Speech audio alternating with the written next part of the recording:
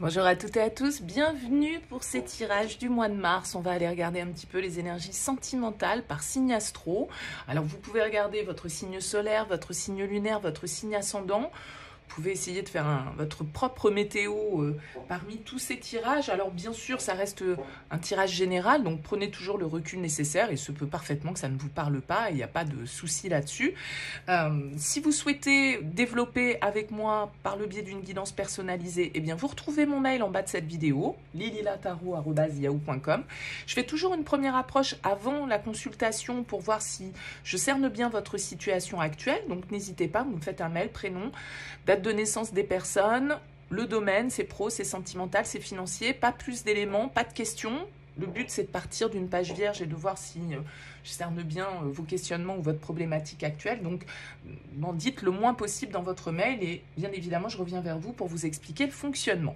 Voilà pour le préambule. On va faire un tirage à 9 cartes comme on a fait le mois dernier et le mois précédent. On va utiliser ce mois-ci le Lily White Tarot et on va regarder un petit peu ce qui ressort pour chacun d'entre vous. À tout de suite pour le tirage.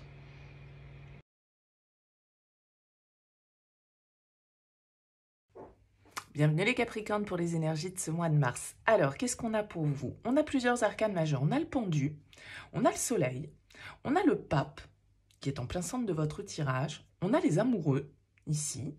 On a des coupes, on a des cartes, on a du bâton, on a des cartes de denier, on a des épées.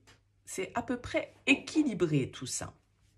Alors, on commence ici avec cette carte en dos de deck, le 6 de coupe. Le 6 de coupe, il va nous parler peut-être d'une relation du passé. Il va peut-être nous parler de quelqu'un qu'on connaît depuis longtemps avec le 6 de coupe.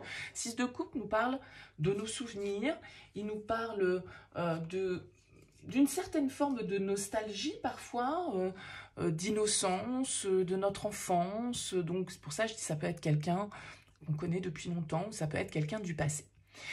La carte centrale de votre tirage, c'est le pape. Donc le pape, il symbolise une certaine forme de sagesse, de bénédiction, de tradition, d'engagement, de ce qui est juste de faire. Alors juste, toujours selon certaines règles, bien évidemment.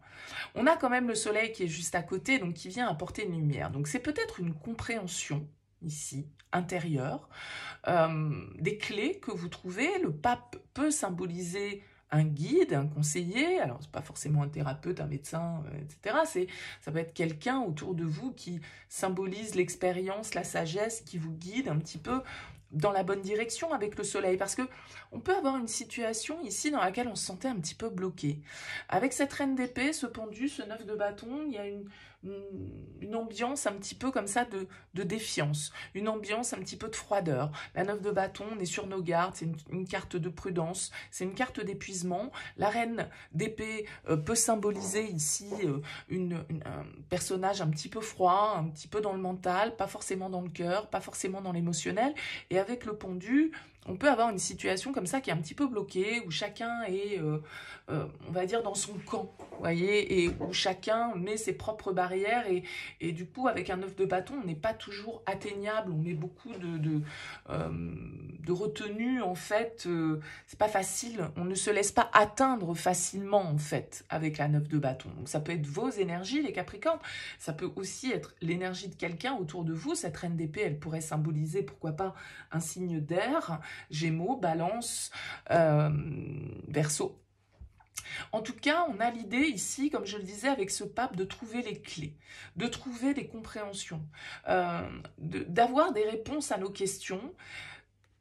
Alors, avec la 5 de denier, des réponses à nos manques, des réponses à nos doutes. Parce que la 5 de denier, elle va quand même nous indiquer que on avait un sentiment un petit peu de pas être valorisé, ou une forme de mal-être, ou de situation un petit peu compliquée, tendue, difficile. une sensation peut-être de rejet pour certains, ou voilà, un sentiment d'être un petit peu exclu. En tout cas, avec ce soleil et ce pape, j'ai l'impression que voilà, on vient apporter une lumière à cette situation. Il y a quand même ici, sur cette ligne, quelque chose de très satisfaisant.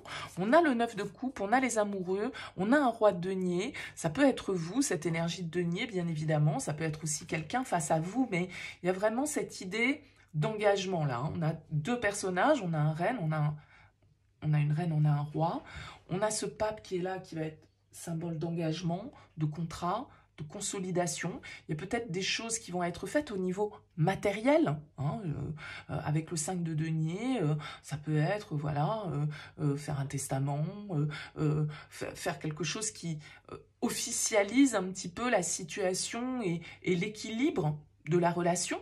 En tout cas, avec le 9 de coupe, on est satisfait, on obtient satisfaction. Il y a un choix qui est fait, il y a un lien fort hein, quand même qui ressort ici, qui est positif, même si on sent que voilà, il y a eu une attitude un petit peu de défiance, une attitude un petit peu peut-être de...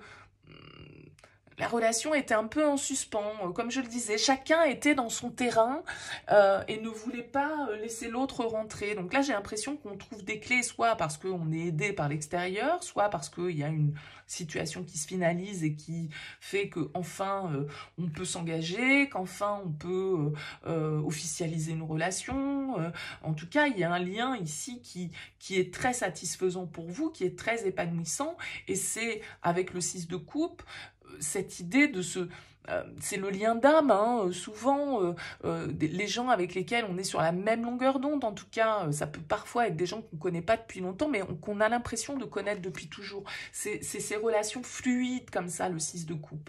Donc, il y a quelque chose de très doux qui se profile, même si j'ai l'impression que vous arrivez d'une situation qui a pu être un peu tendue, un peu crispée, où la communication était pas top, où on se sentait pas forcément compris, on se sentait pas forcément inclus dans la vie de l'autre, ou inversement.